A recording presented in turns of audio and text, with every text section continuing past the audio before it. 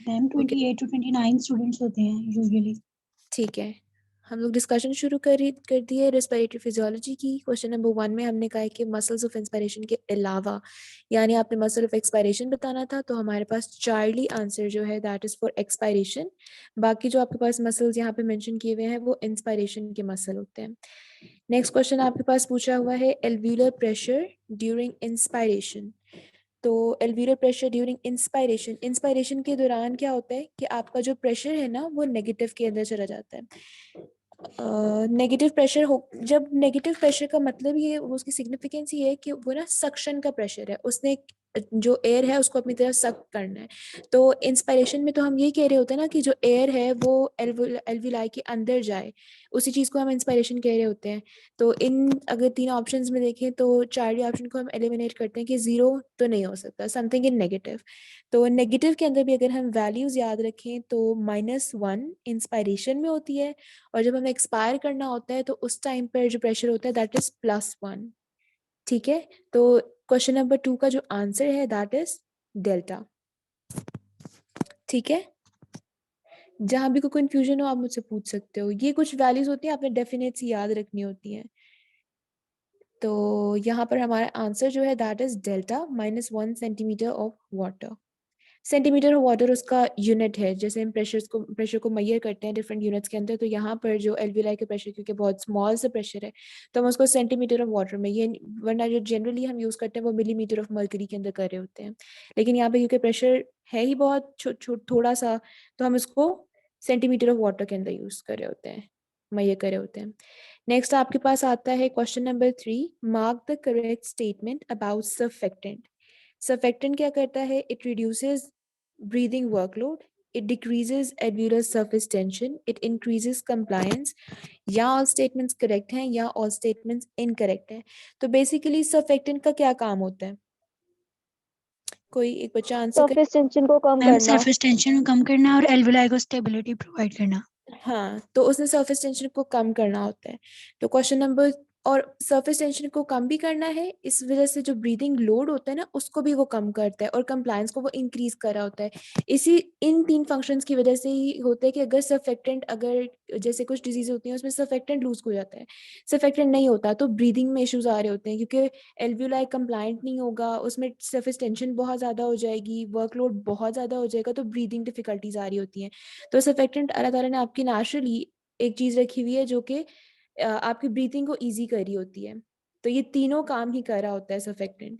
तो इसका correct option is delta, कि ऑल स्टेटमेंट्स आर करेक्ट।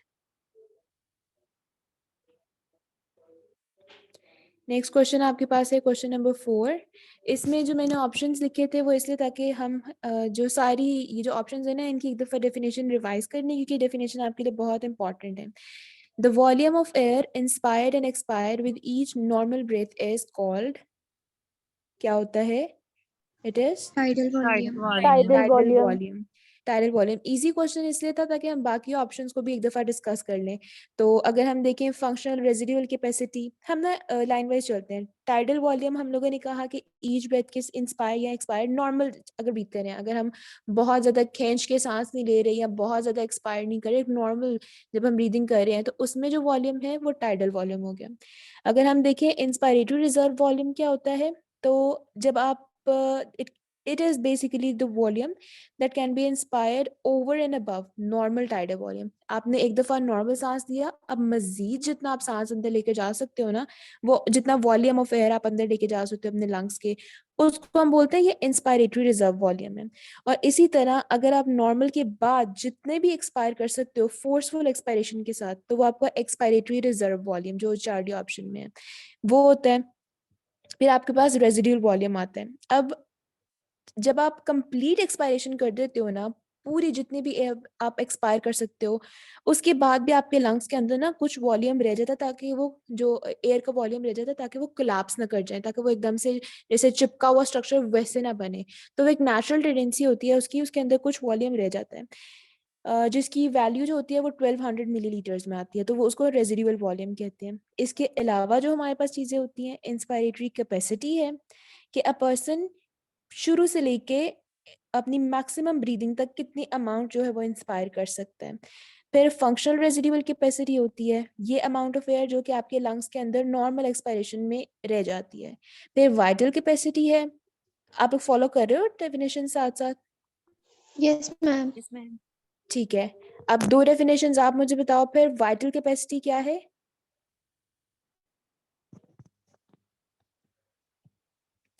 ये बेसिकली ना मैक्सिमम अमाउंट ऑफ एयर जो कि एक पर्सन एक्सपेल करता है जब उसने मैक्सिमम इंस्पायरेशन की होती है, तो ये उसकी वाइटल कैपेसिटी हो जाती है। और maximum volume that can be expanded, हाँ, वाइटल कैपेसिटी में हमारे पास मैक्सिमम अमाउंट ऑफ एयर जाती है जो पर्सन एक्सपेल करता है फ्रॉम द लंग्स, जब वो अपने मैक्सिमम एक्सटेंट तक उसको फिल कर लेता है, फिर मैक्सिममली वो उसको एक्सपेल कर देता है, वो वाइटल कैपेसिटी आ जाती है। तो ये डेफिनेशंस आपने रट्टा मार लेना है, ये आपकी बहुत बहुत इंपॉर्टेंट है एमसीक्यूज के अंदर। वो इजी सी करके स्टेटमेंट भी दे सकता है, क्वेश्चन बना के आपको उसकी ऑप्शंस में आपने उसकी करेक्ट डेफिनेशन भी करनी है। इसके साथ साथ आपने उसकी वैल्यूज भी याद रखनी है, तो आप जो भी बुक फॉलो करें उसके साथ उसकी वैल्यूज भी हैं, वो आपने लाजमी तौर पर याद रखनी है। तो एक इंपॉर्टेंट क्वेश्चन और ईजी क्वेश्चन है। तो इस वाले क्वेश्चन का आंसर बेसिकली अल्फा था, जो हमारे पास स्टेटमेंट पूछी हुई है। Now pick the one that causes bronchial dilation. अब हमारे पास तीन चीजें हैं और एक ऑल ऑफ दीज है। इसमें से आपने बताना है कि ब्रोंकिया की डायलेशन कौन करा रहा होता है। अब ये चीजें ना कुछ आपने याद रखनी है, या आपको इस क्लास में भी और नेक्स्ट जब आप चाहते हो फर्दर सेकेंड या थर्ड ईयर में, या जहां भी आप लोगों ने बात करनी होती है ना हॉर्मोन्स की, तो ये आपको हेल्प करा होता है। अब हमारे पास जो ब्रोंकस की डायलेशन करा रहा है ना, दैट इज एपिनेफ्रीन, या इसके साथ साथ नॉर एपिनेफ्रीन भी होता है। जो पहले दो फ्लोज लिखे हुए हैं, जो पैरासिम्पैथेटिक फ्लो है जिसके अंदर एसिटाइलकोलिन सिक्रीट होता है, वो आपके ब्रोंकस की कंस्ट्रक्शन करा रहा होता है। तो अगर ऑल ऑफ दीज करते तो वो तो इनकरेक्ट था, क्योंकि अल्फा बीटा कंस्ट्रक्शन करा रहे हैं, और जो चार्डी ऑप्शन है एपिनेफ्रीन या नॉर एपिनेफ्रीन, वो आपकी डायलेशन करा रहा होता है। तो क्वेश्चन नंबर 5 का answer is Charlie. Question number 6 है आपके पास, Which of the following bypasses the right heart? अब ये क्वेश्चन देने का मकसद क्या था कि पहली बात आपको पता चले जो आपके लंग्स हैं उनको किस टाइप की सर्कुलेशन वहां पे जारी होती है, किस टाइप की सर्कुलेशन से ब्लड प्रोवाइड किया जाता है आपके लंग्स को। तो ये तीन सर्कुलेशन है, पल्मोनरी, ब्रोंकियल और लिम्फेटिक। ठीक है, ये तीनों जो है ना वो लंग्स को सप्लाई कर रही होती हैं। अब आपको ये पता है कि पल्मोनरी सर्कुलेशन का बेसिक मकसद क्या होता है कि उसने डीऑक्सीजनेटेड ब्लड हार्ट से लेके लंग्स में जाना है, वहां पे ऑक्सीजनेशन होगी, ऑक्सीजनेशन के बाद वो वापस हार्ट में आएगा, एंड देन आपकी पूरी बॉडी को प्रोवाइड किया जाता है। तो इस सर्कुलेशन के अंदर जो ब्लड होता है ना, वो दोनों साइड ऑफ द ब्लड के अंदर जा रहा होता है, वो बाईपास नहीं करता किसी भी साइड पे। जो लिम्फेटिक सर्कुलेशन है उसके अंदर भी जहाँ जितनी भी सारी लिम्फेटिक्स हैं उसको अगर उसने बाईपास करना ना, तो वो कंप्लीट हार्ट टू कर रहा है। अगर आप ब्रोंकियल सर्कुलेशन में करो ना, तो क्या होता है कि ब्रोंकियल वेसल्स आपके लंग्स को सप्लाई करती हैं और डायरेक्टली पल्मोनरी वेन्स के अंदर ड्रेन कर देती हैं, तो वो आपके राइट हार्ट के पास नहीं जाते हैं उसका फ्लो। तो आपका जो क्वेश्चन पूछा हुआ है कि राइट हार्ट को कौन से जो इनमें सर्कुलेशन है बाईपास करी होती है, तो वो आपकी ब्रोंकियल सर्कुलेशन होती है। इस क्वेश्चन का आंसर है बीटा। इसका रीजन आप दोबारा सुन लो कि ब्रोंकियल वेसल्स लंग्स को सप्लाई करने के बाद डायरेक्टली पल्मोनरी वेन के अंदर ड्रेन करती हैं, वो राइट हार्ट में नहीं आती। इस तरह वो राइट हार्ट को बाईपास करती हैं, तो इसका आंसर इज बीटा। देन आपके पास क्वेश्चन नंबर 7 है, pick the reason that can cause pulmonary oedema. ये एडीमा का क्वेश्चन हम लोगों ने जो आपके साथ मैंने पिछला टेस्ट डिस्कस किया था उसके अंदर भी एडीमा का बताया था कि राइट साइडेड है या लेफ्ट साइडेड है, तो एडीमा कैसे हो रहा है। अभी उसने डायरेक्टली पूछ लिया है कि पल्मोनरी एडीमा कैसे कैसे हो रहा है। ठीक है, तो वहां पर भी हमने कहा था कि अगर पेरिफेरी में हो रहा है, अगर आपके लेग्स में है एडीमा, तो आपको राइट साइड का हार्ट फेलियर है, और अगर पल्मोनरी यानी लंग्स के अंदर एडीमा हो रहा है तो आपका लेफ्ट साइड का हार्ट फेलियर होता है। लेकिन उसके साथ साथ दूसरी कॉजेज भी हो सकती हैं, लेफ्ट साइडेड हार्ट फेलियर भी हो सकता है, मिट्रल वाल्व डिजीज भी हो सकता है कोई, या आपके पल्मोनरी कैपिलरी में भी डैमेज हो सकता है। अगर मिट्रल वाल्व का कोई डिजीज है तो ब्लड अगेन लेफ्ट साइड पे जो आपकी लंग्स वाली साइड है वहीं पर ब्लड एक्यूमुलेट होना शुरू हो जाएगा, फ्लूइड एक्यूमुलेट होना शुरू हो जाएगा, क्योंकि उसको नेक्स्ट आगे पंपिंग के लिए जगह नहीं मिल रही ना। अगर लेफ्ट वाला वेंट्रिकल पंप कर भी ले तब भी ब्लड जो है मिट्रल वाल्व की इनसफिशिएंसी की वजह से उसी लेफ्ट वाले एरिया में रह रहा है, वो वापस आउटफ्लो कर सकता है। और अगर हम पल्मोनरी कैपिलरी की बात करें, वहां पे भी डैमेज हुआ तो जो आपके प्रोटीनियस होते हैं ना कंपोनेंट्स, वो वहां पे सिक्रीट करेंगे, उसको फ्लूइड जो है वो फॉलो करेगा, और वहां पे फ्लूइड की एक्यूमुलेशन एडीमा हो जाएगा। एडीमा बेसिकली कहते हैं इसको है कि फ्लूइड नहीं एक्यूमुलेट होना होता है। तो इन तीनों रीजंस की वजह से आपका पल्मोनरी एडीमा हो सकता है, तो इसकी करेक्ट ऑप्शन इज डेल्टा, क्योंकि ये मैम तीनों आपने कॉजेज। राइट ठीक राइट है, साइड अब heart failure. Right side heart failure मैंने आपको बताया कि अगर राइट साइड का हार्ट फेलियर होता है ना, तो इसका मतलब है कि ब्लड आपकी लेग्स के अंदर जो है वो अक्यूमुलेट होना शुरू हो जाता है, आपकी पेरिफेरी के अंदर अक्यूमुलेट होना शुरू हो जाता है, वहां पर एडीमा होता है। लेकिन मैं अगर लंग्स की बात करूं, अगर आपके पल्मोनरी एडीमा की बात करूं ना, आपने बेसिकली ना हार्ट की सर्कुलेशन अपने माइंड में लेकर आनी है कि राइट साइड के जो हार्ट है उसमें ब्लड आ रहा होता है आपकी पेरिफेरी से, आपके बाकी बॉडी से, और जो आपका लेफ्ट साइड का हार्ट है उसमें आ रहा होता है आपके लंग से। तो अगर किसी भी वजह से राइट साइड पे फेलियर हुआ, राइट साइड वाला हार्ट काम नहीं कर रहा, तो आपके पेरिफेरी के अंदर ब्लड एक्यूमुलेट और एडीमा होना शुरू हो जाएगा, फ्लूइड एक्यूमुलेट हो जाएगा। लेकिन अगर लेफ्ट साइड काम नहीं कर रहा, तो फ्लूइड क्योंकि वहां से आगे पास नहीं कर रहा, पीछे ही कहीं पे रुक रहा है, तो पीछे उसका स्ट्रक्चर कौन सा बच जाता है? लंग्स। तो लंग्स के एडीमा के लिए, पल्मोनरी एडीमा के लिए लेफ्ट साइड का हार्ट फेलियर होता है। ठीक है, okay ma'am, thank you. Next question है हमारे पास, क्वेश्चन नंबर 8।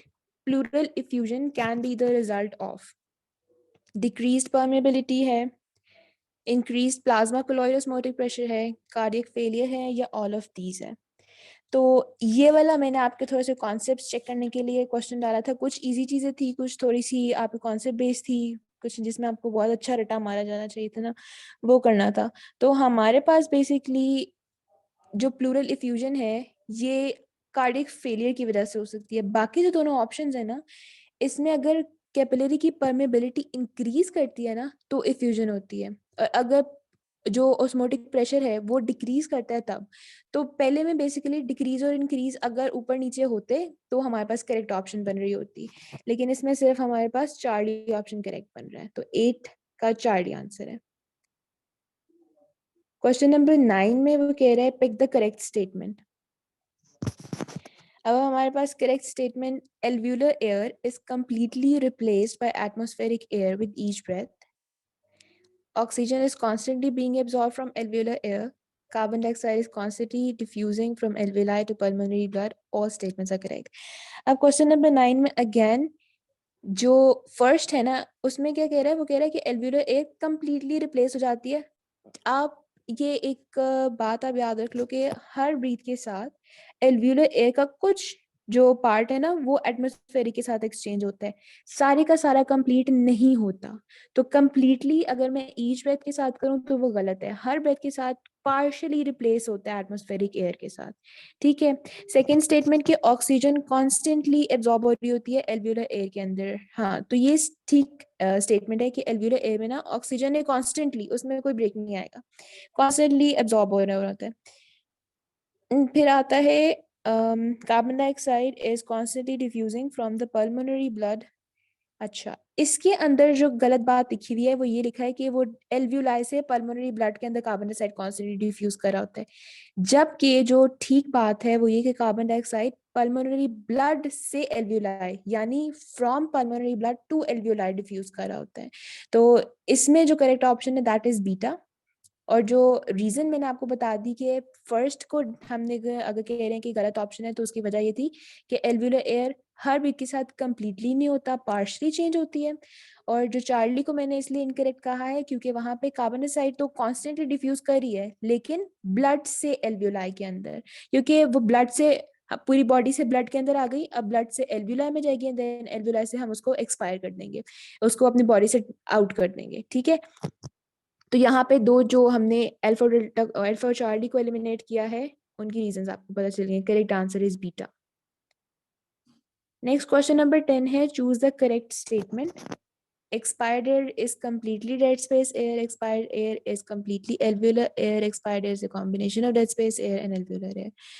अगेन ये वही वाली बात है कि जैसे मैंने आपको ऊपर वाली स्टेटमेंट में बताया है, कंप्लीटली तो ईच ब्रेथ के अंदर जाएगा ही नहीं ना, कंप्लीट एक्सचेंज तो होगा ही नहीं। तो कुछ पोर्शन डेड स्पेस एयर का होता है, कुछ पोर्शन जो है एक्सपायर एयर का वो एल्व्यूलर स्पेस एयर के अंदर होता है, एल्व्यूलर एयर का होता है। यहाँ पे भी वही वाला कॉन्सेप्ट, कंप्लीट एक्सचेंज नहीं हो रहा होता, कुछ पोर्शन आपके डेड स्पेस से आता है, कुछ पोर्शन आपके एल्व्यूलर एयर से आता है। तो कंप्लीट वाले तो ऑप्शंस वैसे ही निकल गए, कॉम्बिनेशन में आ रही होती है आपकी एक्सपायर्ड एयर। मैम जी मैम गैस एरिया में तो कोई गैसियस एक्सचेंज नहीं होता। जी, यहाँ पे गैसेस एक्सचेंज नहीं हो रहा है, वहां से जो एयर है ना वो एक्सपायर होकर बाहर जा रही है। एक्सचेंज हम किस चीज को कह रहे होते हैं कि यहाँ तो वहाँ पे ऑक्सीजन आ रहा है, और जैसे हम वेंटिलेशन और परफ्यूजन वाला भी कॉन्सेप्ट भी पढ़ेंगे तो वहां पर एक्सचेंज हो रहा होता है। ठीक है, यहाँ पर हम सिर्फ कह रहे हैं कि उसका कुछ पोर्शन एक्सपायर्ड एयर के साथ एक्सपेल आउट होने लगा है। Okay ma'am, thank you. ठीक है, नेक्स्ट क्वेश्चन नंबर 11 है। उसके अंदर आपको कुछ जो है वो स्ट्रक्चर्स बताए हैं, और उसने पूछा है कि करेक्ट सीक्वेंस बताना है आपने रेस्पिरेटरी मेम्ब्रेन का, और उसने सीक्वेंस ये भी कहा है कि एल्वियोलाई से लेके टू इनसाइड अ कैपिलरी। ठीक है, इसमें सीक्वेंस क्योंकि एक सीक्वेंस था अल्फा और बीटा, ये एक दूसरे के ना बिल्कुल ऑपोजिट थे। तो जो करेक्ट आपने बताना शुरू करना था वो एल्वियोलाई के अंदर से। आप बेसिकली आप ऐसे समझ लो कि आप इमेजिनेशन में देखो कि आप एल्वियोलाई के अंदर से बाहर कैपिलरी की तरफ जा रहे हो। तो आप कौन कौन से स्ट्रक्चर्स जो हैं शुरू से लेके एंड तक कैसे बनते हैं। तो एल्वियोलाई के अंदर जब आप शुरू करते हो तो वो आपके पास कहाँ से आता है, सबसे पहले सरफेक्टेंट की लेयर आती है, फिर एल्व्यूलर की जो है एपिथेलियम आएगी, देन आपके पास एपिथेलियल बेसमेंट आएगी, देन आपके पास इंटरस्टिशियल स्पेस है, फिर कैपिलरी की बेसमेंट मेम्ब्रेन है, और कैपिलरी का एंड पे एंडोथेलियल है। ठीक है, तो इस हिसाब से कौन सा सीक्वेंस करेक्ट हुआ? अल्फा। जी, अल्फा जो सीक्वेंस है दैट इज करेक्ट वन। और इसका बिल्कुल ऑपोजिट जो था वो मैंने यहाँ पर लिखा था ताकि कोई बच्चा ये कंफ्यूजन में ना रहे कि हम लोगों ने पल्मोनरी से जब हम कैपिलरी से एल्वियोलाई तक जा रहे हैं। ठीक है, वो बिल्कुल ऑपोजिट सीक्वेंस है। तो आपने ये भी देखना है कि उसने स्टेटमेंट के अंदर पूछा क्या हुआ है, उसके हिसाब से आपने आंसर करना है। वरना अगर वो क्वेश्चन में स्टेटमेंट चेंज कर देता, कैपिलरी से आपको एल्वियोलाई तक लेके जा रहा था, तो बीटा आंसर बन जाता। लेकिन अभी हमारे पास जो क्वेश्चन है उसके हिसाब से अल्फा आंसर है। क्वेश्चन नंबर 12 में स्ट्रेनस एक्सरसाइज के दौरान क्या है कि डिफ्यूजिंग कैपेसिटी इंक्रीज, इसकी वजह क्या है? जब आप एक्सरसाइज ज्यादा करते हो उस दौरान आपकी बॉडी के अंदर ऑक्सीजन रिक्वायरमेंट भी ज्यादा होती है, आपकी जो कैपिलरी की जो डिफ्यूजिंग कैपेसिटी है ना वो भी बढ़ जाती है। लेकिन बढ़ती कैसे है, उसकी कॉज क्या क्या बनती है? उसमें वेंटिलेशन परफ्यूजन रेशियो बेहतर होती है, और इसके साथ साथ जो सरफेस एरिया है ना वो इंक्रीज हो रहा होता है। तो हमारे पास दो वजह बनती है जिसकी वजह से जो उसकी कैपेसिटी है इंक्रीज कर जाती है। ठीक है, बेसिक हुआ कि आपकी बॉडी को ऑक्सीजन की रिक्वायरमेंट ज्यादा थी, आपकी बॉडी ने एक्सरसाइज के दौरान ब्रीथिंग ज्यादा हुई, वेंटिलेशन ज्यादा हुई। अब वेंटिलेशन के साथ साथ ये भी तो चीज जरूरी है ना कि एल्वियोलाई के अंदर उसका जो कैपेसिटी है डिफ्यूज करने की वो भी इंक्रीज कर जाए। तो वो इंक्रीज कैसे करेगी कि वेंटिलेशन परफ्यूजन रेशियो, जितनी अमाउंट में ऑक्सीजन और कार्बन डाइऑक्साइड का एक्सचेंज हो रहा है उतनी ही अमाउंट में आपकी कैपिलरी का ब्लड फ्लो, वेंटिलेशन परफ्यूजन इसको बोलते हैं, ब्लड फ्लो भी बेहतर हो। साथ साथ जो सरफेस एरिया है एक्सचेंज करने का वो भी इंक्रीज हो, ताकि ज्यादा से ज्यादा ऑक्सीजन जो है वो आपके ब्लड को, जो आपके मसल्स को है, प्रोवाइड की जा सके। तो अल्फा और बीटा यानी आपका जो डेल्टा ऑप्शन जिसमें दोनों ऑप्शंस करेक्ट कह रहा है, ये आपकी करेक्ट ऑप्शन थी। नेक्स्ट क्वेश्चन नंबर 13 है, normal alveolar ventilation and normal alveolar capillary blood flow occurs when. Ventilation में आपको दोबारा एक्सप्लेन करूं कि जो गैसियस एक्सचेंज है ना, जो आप ब्रीदिंग किया, अब ऑक्सीजन अंदर लेके जा रहे हो अपने लंग्स के अंदर, वहां पर जो एक्सचेंज हो रहा है ऑक्सीजन और कार्बन डाइऑक्साइड का, और दूसरा जो कैपिलरी ब्लड फ्लो है जो परफ्यूजन कर रहा है, जो ब्लड फ्लो वहां से गुजरेगा ताकि एक्सचेंज हो, पूरी बॉडी का वो कार्बन डाइऑक्साइड लेकर ब्लड आया हुआ है और आप इंस्पायरेशन से कार्बन ऑक्सीजन जो है वो इनहेल कर रहे हो। वहां पर जो एक्सचेंज के लिए सबसे इम्पॉर्टेंट चीज होती है कि हमारी जो ये रेशो है वो बेहतर रहे। ठीक है, तो एक वेंटिलेशन बेहतर है, एक परफ्यूजन बेहतर है, ताकि इनकी रेशो बेहतर है। रेशो ठीक होगी तो आपकी ब्रीदिंग नॉर्मल होगी। लेकिन कोई भी अगर डिजीज होता है, जैसे हम एग्जांपल ले लें, जो स्मोकिंग है उसमें क्या होता है कि आपकी वेंटिलेशन परफ्यूजन रेशो जो है ना वो डिस्टर्ब हो जाती है, इंक्रीज भी कर जाती है, डिक्रीज भी कर जाती है, उसके अपने अपने रीजंस होते हैं। लेकिन अगर वो नॉर्मल है तो इसका मतलब है कि आपकी वेंटिलेशन भी नॉर्मल है और आपका कैपिलरी का जो ब्लड फ्लो है ना दैट इज ऑल्सो नॉर्मल। तो जब VA/Q ventilation bye perfusion ratio जो है वो नॉर्मल है, तो इसका मतलब है कि आपकी एल्वियोलर वेंटिलेशन और capillary blood flow that is normal. तो इसका जो करेक्ट ऑप्शन था that is Charlie. Question number 14 में उसने कहा है फिजियोलॉजिकल शंट। शंट बेसिकली जब आप बायोलॉजिकल टर्म है इसको आप यूज कर रहे होते हो, इसका मतलब क्या होता है कि इसने ना बाईपास कर दिया है, ठीक है। एक डायरेक्ट कनेक्शन, जैसे एक कैपिलरी में जैसे एक आर्टरी का एक वेन के साथ डायरेक्ट कनेक्शन बना दूं ना, कैपिलरी को बीच में से निकाल दूं, तो ये एक शंट बन जाता है, ठीक है। इसको एवी शंट बोल देते हैं। अब फिजियोलॉजिकल शंट में क्या होता है कि आपकी जो वेंटिलेशन परफ्यूजन रेशियो है ना, वो नॉर्मल से बिलो चली जाती है, और आपका जो वीनस ब्लड है वो पल्मोनरी कैपिलरी में डायरेक्ट चला जाता है। तो डायरेक्ट जाने की वजह से क्या हुआ कि उसकी ऑक्सीजनेशन नहीं हुई। जब उसने कैपिलरी में जाना था उससे पहले जो वीनस ब्लड था उसकी ऑक्सीजनेशन होनी थी ना, लेकिन शंट में क्या हुआ कि ऑक्सीजनेशन के बगैर ही वो पल्मोनरी कैपिलरी के अंदर डायरेक्ट चला गया, तो उसकी जो ऑक्सीजनेशन थी वो नहीं हुई, डीऑक्सीजनेटेड पार्ट जो है उसका कुछ रह गया। तो फिजियोलॉजिकल शंट में ये तीनों चीजें हो रही होती हैं। नॉर्मल से कम वेंटिलेशन परफ्यूजन रेशियो भी है, कुछ फ्रैक्शन डायरेक्टली कैपिलरी के अंदर चला गया, और कुछ पार्ट जो है ब्लड का वो डीऑक्सीजनेटेड रह गया, क्योंकि नॉर्मल पाथ को तो वो बाईपास कर रहा है ना, वो डायरेक्टली एक शॉर्टकट ले रहा है, लेकिन शॉर्टकट का नुकसान क्या हुआ कि उसकी ऑक्सीजनेशन नहीं हुई। तो फिजियोलॉजिकल शंट में ये तीनों चीजें आपके पास हो रही होती हैं, all of these. Delta answer बनता है आपका।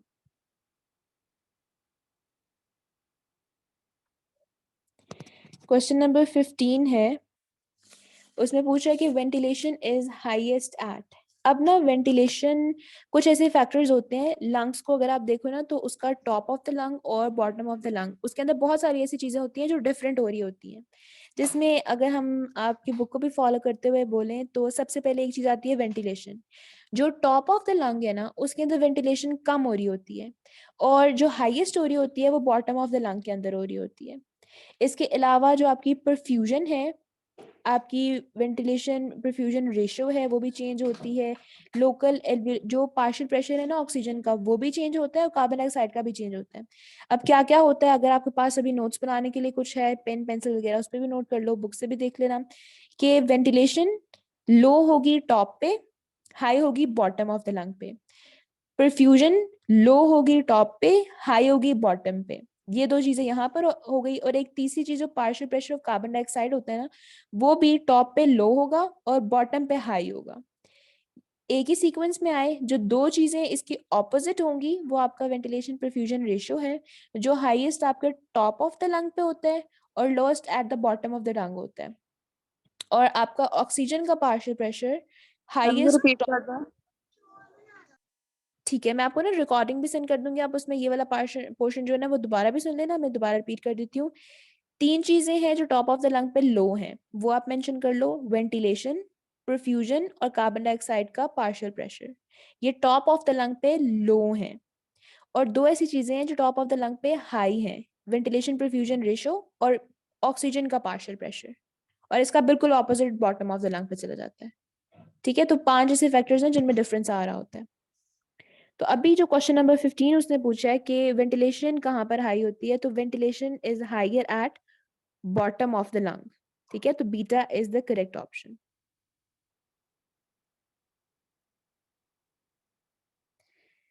फिर आता है आपके पास लेकिन patients with chronic obstructive pulmonary disease following can occur. Ratio ज्यादा हो सकती है, लो हो सकती है, दोनों हो सकते हैं, नॉर्मल रहेगी। अब एक तो चीज आ गई कि अगर कोई डिजीज आ गया ना पल्मोनरी, तो वो नॉर्मल तो नहीं रहने लगी, उसके अंदर कोई ना कोई वेरिएशन तो आएगी, ठीक है। अब वेरिएशन क्या आ सकती है, लो कब होगी, जब उसकी जो ब्रोंक्यूल्स है ना, जो स्मॉल वाले जितने भी उसके स्ट्रक्चर्स हैं ब्रोंक्यूल्स वाले, वो ऑब्स्ट्रक्ट हो जाए, तो आपकी जो रेशो है वो लो हो जाती है। लेकिन अगर वहां पर उसकी वॉल्स की डिस्ट्रक्शन हो जाए, डिस्ट्रक्शन से क्या होगा कि वेंटिलेशन ज्यादा हो जाएगी, लेकिन जो एल्वियुलर वेंटिलेशन है, ठीक है, वो वहां पे परफॉर्म तो हो रही है, एयर वहां पर आ तो रही है, लेकिन उसकी वेंटिलेशन प्रॉपर नहीं हो रही, ठीक है, वेंटिलेशन वेस्ट हो रही है, क्योंकि वहां पर इन जो ब्लड सप्लाई है ना वो इनएडिकेट हो गया।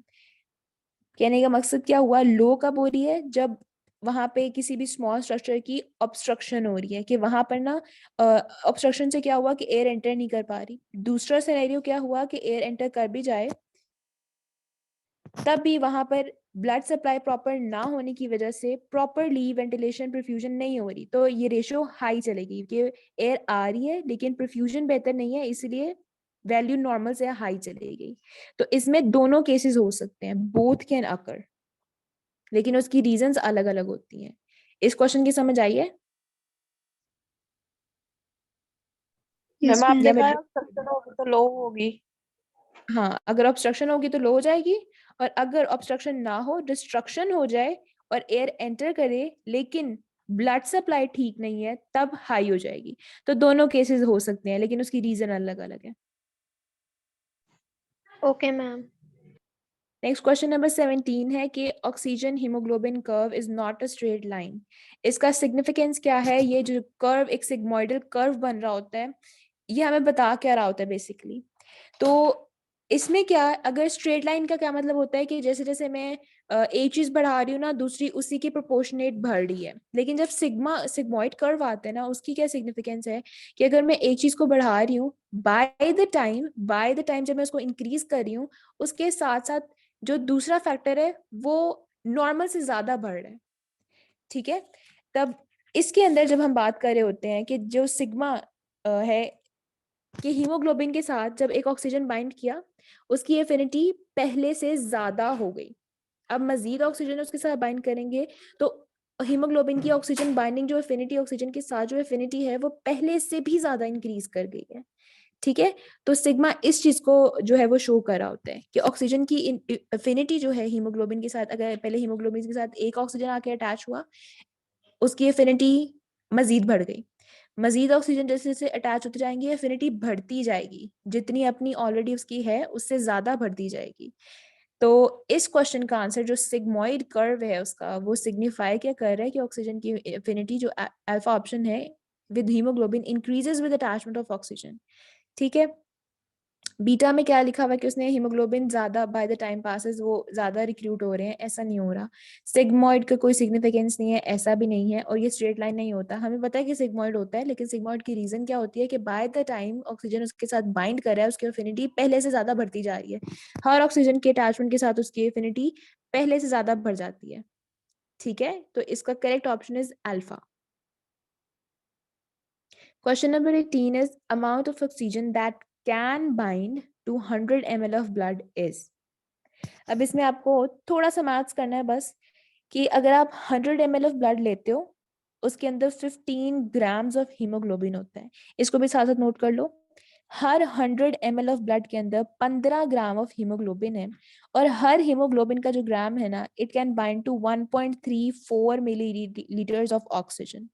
ये मैं बता रही हूँ कि वो कितना बाइंड कर सकता है, क्योंकि ये दो चीजें मैं आपको बाद में भी एक्सप्लेन कर देती हूँ। इस मैथ्स के हिसाब से अगर हम देखें तो हर ग्राम ऑफ हीमोग्लोबिन 1.34 से हो रहा है, और हमारे पास टोटल 100 है। हमने इन दोनों को मल्टीप्लाई करके देखा तो 20 मिलीलीटर्स ऑफ ऑक्सीजन जो है ना, वो 100% सेचुरेशन कर रहा होता है। ये कर सकता है, लेकिन अगर हम बात करें कि ह्यूमन बॉडी के अंदर, तो सिर्फ 97% सेचुरेशन होती है, उसकी कैपेसिटी इतनी रहती है। तो अगर हम कितना कर सकता है, दैट कैन बाइंड, तो इट इज 20 मिलीलीटर्स, लेकिन जो नॉर्मली करता है दैट इज 19.4 मिलीलीटर्स। तो ये अपने क्वेश्चन की स्टेटमेंट लाजमी देखनी है कि वो ये पूछ रहा है कितना करता है नॉर्मली, या ये पूछ रहा है कितना कर सकता है नॉर्मली। मैंने इसलिए 19.4 वाली जो फिगर है वो नहीं लिखा ताकि आप ज्यादा कंफ्यूज ना हो जाओ। तो 20 ml तक बाइंड कर सकता है, because I asked the question कि कितना इट कैन बाइंड। नॉर्मली कितना करता है, कोई रिपीट करे प्लीज? 19.4. जी, which becomes 97%. नेक्स्ट क्वेश्चन, तो आपका जो alpha answer is correct for 18। Question number 19 में वो बोल रहा है कि right shift of oxygen hemoglobin जो कर्व है, ये क्या सिग्निफाई कर रहा होता है, इसकी इंपॉर्टेंस क्या है, ये आपको राइट शिफ्ट कब आती है, बेसिकली क्वेश्चन पूछने का मकसद ये है।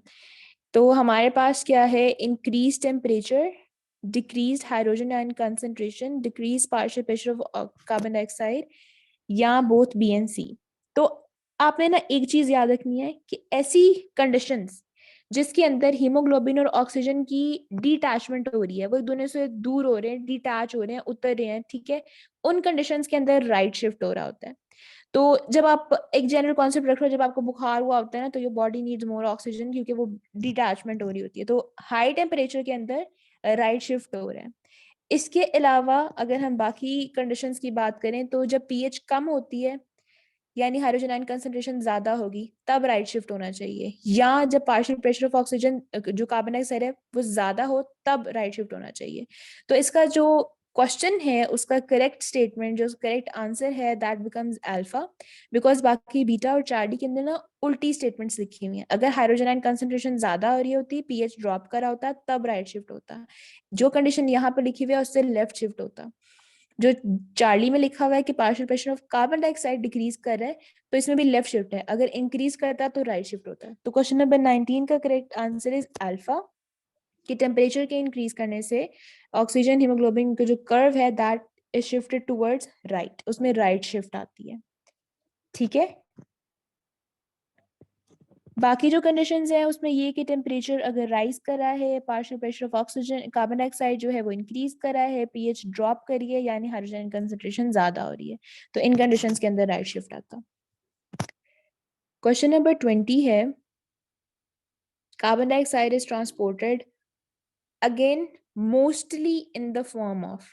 तीन स्टेटमेंट्स, तीन आंसर्स दिए हुए, तीन स्टेट्स दी हुई है कि वो बाइकार्बोनेट आइंस के साथ एक ही फॉर्म में ट्रांसपोर्ट करता है, या वो हीमोग्लोबिन के साथ करता है, या वो डिसॉल्व स्टेट्स विद फ्लूइड करता है, तीनों के साथ है, but the statement was mostly in the form of.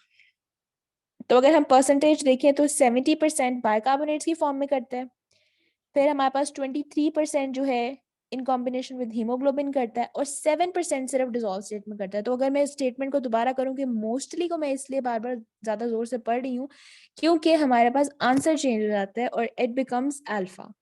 अगर वो पूछता था कि कार्बन डाइऑक्साइड कौन कौन सी फॉर्म में चेंज जो है ट्रांसपोर्ट हो रहा है, तो all of these would be correct, लेकिन मोस्ट का वर्ड क्या करे, वो आंसर को चेंज करे, एंड दैट बिकम्स अल्फा, क्योंकि मोस्ट जो है वो 70% बाइकार्बोनेट की फॉर्म में वो ट्रैवल कर रहा होता है, ट्रांसपोर्ट हो रहा होता है। क्वेश्चन नंबर 21 में, chloride shift occurs to maintain the balance of ions. The disturbance is caused by which ions?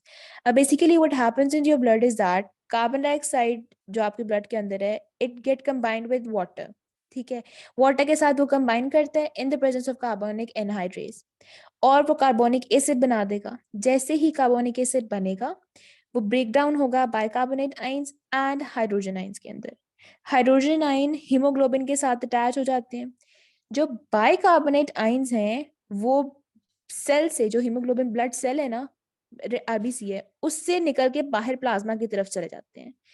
इस बाइकार्बोनेट आयन की जो इम्बैलेंस क्रिएट होता है उसको मेंटेन करने के लिए, उसको नॉर्मल करने के लिए क्लोराइड आयन प्लाज्मा से सेल के अंदर आ जाता है। तो बैलेंस बेसिकली क्लोराइड ने किया, लेकिन इम्बैलेंस कौन सा आयन कर रहा था, दैट इज योर बाइकार्बोनेट्स। ठीक है, तो इसका आंसर वाज चार्ली। और कैसे था वो मैंने आपको मैकेनिज्म से बताया कि जब आपके पास कार्बोनिक एनहाइड्रेस की प्रेजेंस में जो बाइकार्बोनेट आइंस बने थे और हाइड्रोजन आइंस बने थे, हाइड्रोजन हीमोग्लोबिन के साथ बाइंड कर गया, बाइकार्बोनेट सेल से बाहर चले गए। अब उस नेगेटिव आयन को, एक नेगेटिव नहीं बैलेंस करना है ना, तो क्लोराइड आयन सेल के अंदर आ जाएगा और इस तरह से वो उसको नॉर्मल करेगा, आयंस को बैलेंस कर देगा। तो answer is Charlie. Question number 22 के अंदर अगेन ये वाला पार्ट इसलिए रखा था ताकि आपको बाकी सेंटर्स के बारे में भी बता दूं। क्वेश्चन नंबर 22, इसमें क्या है कि नीमोटैक्सिस जो सेंटर है वो कहाँ पर प्रेजेंट होता है। तो ये वाला सेंटर आपके पॉन्स के अंदर, जो उसका सुपीरियर पोर्शन है उसके अंदर प्रेजेंट होता है। इसके अलावा अगर मैं कहूँ, हमारे ब्रेन के अंदर ना कुछ रेस्पिरेटरी सेंटर्स होते हैं, यानी जो ऐसे सेंटर्स, ऐसे ब्रेन के पार्ट जो आपकी रेस्पिरेशन को कंट्रोल कर रहे हैं, उसकी कोई जो है वो उसकी रैंप लाइक फैशन को, उसकी जो इंस्पिरेटरी एक्शन पोटेंशियल्स हैं उनको कंट्रोल कर रहा है। तो डिफरेंट डिफरेंट सेंटर्स होते हैं और उनकी डिफरेंट लोकेशंस होती हैं। तो हमारे पास जो डोर्सल रेस्पिरेटरी ग्रुप होता है वो आपकी मेडुला के अंदर होता है, उसके डिस्टल पोर्शन के अंदर। वेंट्रल रेस्पिरेटरी ग्रुप भी मेडुला के अंदर होता है, लेकिन उसके वेंट्रो लैटरल पार्ट के अंदर। ये आपने जो है ना ये चीजें याद रखनी होती है, एमसीक्यूज में बहुत पूछते हैं। और लास्टली जो आपका न्यूमोटैक्सिक सेंटर होता है दैट इज इन पॉन्स और उसके सुपीरियर पोर्शन के अंदर होता है। तो यहाँ पर हमने पोर्शन नहीं बोला डायरेक्ट, आपको बस पार्ट ऑफ द ब्रेन बताना था, एंड दैट